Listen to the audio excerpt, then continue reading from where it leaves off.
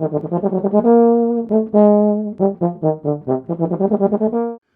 I'm looking at the Attorney General March by Karl King. Euphonium players tend to like Karl King marches because he was himself a euphonium player and he usually writes us very nice parts. This one is no exception. Right away in the introduction you have a good practice technique you can use. Depending on the tempo you want to play this march, the first tempo has a small problem. The second half of it has a dotted quarter followed by an eighth.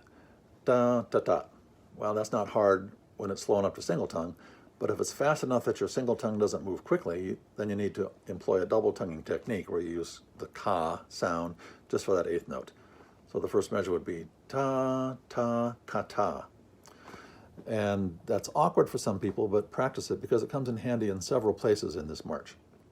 Beyond that, it's really a double tonguing study for the first half of the march, the first two strains. That's fun for us, of course, and it's in the key of E flat, which is very friendly. That's F for treble clef players.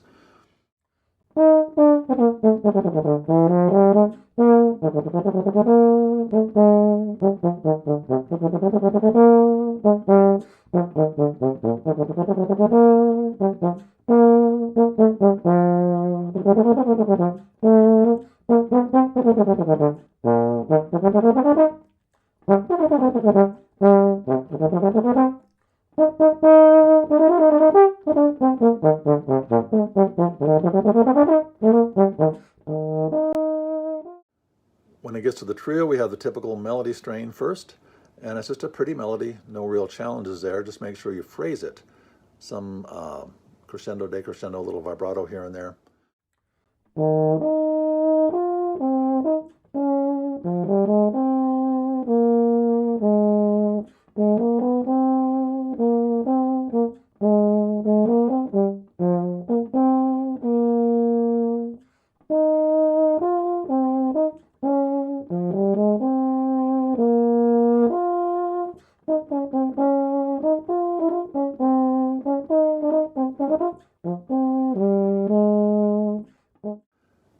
Before we get to the breakup strain, let's talk about it for a minute.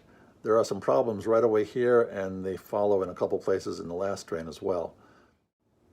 We're used to march rhythms that go ta, ta, ta, ta, ta, something like that. That's not uncommon. This one turns that around. So there, instead of ta, ta, ta, you might have ta, ta, ta, ta, ta, ta, ta, ta, ta, ta, like that. The phrase I'm talking about is right here. It starts on the end with a beat, or the second quarter note beat in the measure.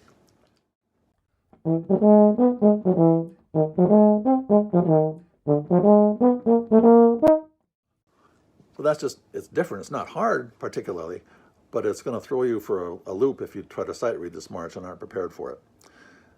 Then in the final strain, we have a lot of nice flowing lines and eighth notes. Good fun to play. Watch out, there's a few arpeggios thrown in there. So you want to make sure you know that it's not all scale-wise, but mostly it is. And that's fun to play. Again, he throws that same awkward rhythm in there.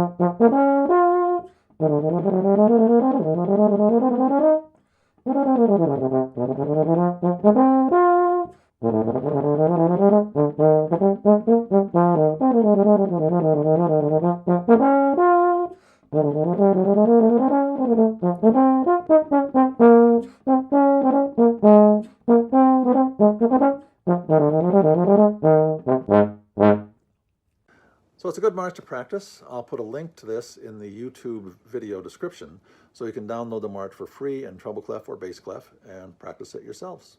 Give that a shot. I think you'll have a good time with it. Thanks.